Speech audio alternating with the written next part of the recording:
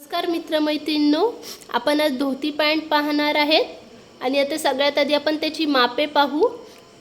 समजा आपल्या पॅन्टची उंची 40 इंच आहे तर त्याच्यामध्ये 3 इंच प्लस करायचं आणि त्याची नेफा रुंदी 20 इंच घ्यायची, नेफा लांबी 10 इंच घ्यायची आणि कमर घेर जेवढा आपलं आपण 10 जे तयार मापामध्ये 3 प्लस करतो म्हणजे 40 तयार आहे तर त्याच्यात 3 प्लस करायचे आणि नेफ्याचे 10 मायनस करून राहिलेले 33 इंच खाली घ्यायचं आणि 33 बाय 33 चा असं स्क्वेअर हे करून घ्यायचा।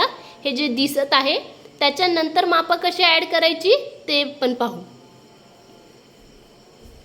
त्याच्यानंतर हे आपण चौकोन 33 बाय 33 इंचाचा आपण हे कापलेला आहे आणि त्याची आपण ही ट्रायंगल घडी करून घ्यायची आहे आणि बंद बाजू आपल्याकडे राहील। त्याच्यानंतर इकडून 3 इंच आणि इकडून 3 इंच हे घेऊन इथे आपण सरळ शिलाई मारणार आहे आणि हे या साइड कडनं हे जिकडनं आपण हे स्टिच करून घेणार आहे हे लॉक करून घेणार आहे ही साइड आणि त्याच्यानंतर ओपन साइड कडनं इकडनं 1.5 इंच आत यायचं आणि त्याच्यानंतर 8 इंच मॅनी लांबी घ्यायची आणि इथून हे 1.5 आणि 1.5 चा आपण मॅनी लांबीचं माप घेत आहे आणि नेहमीप्रमाणे 1 इंचाचा आकार द्यायचा।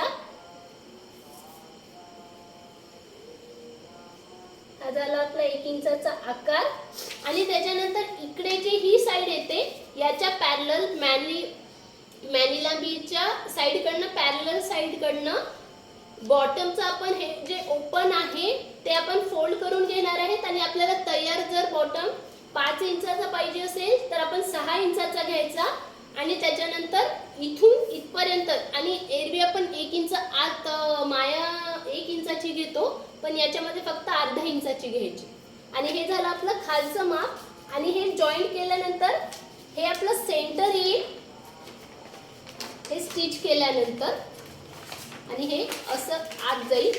त्याच्यानंतर आपली हे इकडून प्लेट इकडे घ्यायचे आणि इकडून प्लेट इकडे घ्यायचं। पण नेक्स्ट व्हिडिओ मध्ये स्टिचिंग कसं करायचं ते पाहणारच आहोत। हे आपण सध्या कटिंग आणि ड्राफ्टिंग पाहत आहे। हे झालं आणि 3-3 इंचाची एक प्लेट असं मॅनी लांबी पर्यंत प्लेट्स घ्यायच्या आणि आता आपण हे झालं याचं ड्राफ्टिंग हे इथे स्टिचिंग लाईन घ्यायची आणि आता हे मॅनी लांबी आणि हे इथे बॉटम घेर। आता आपण याचं कटिंग करू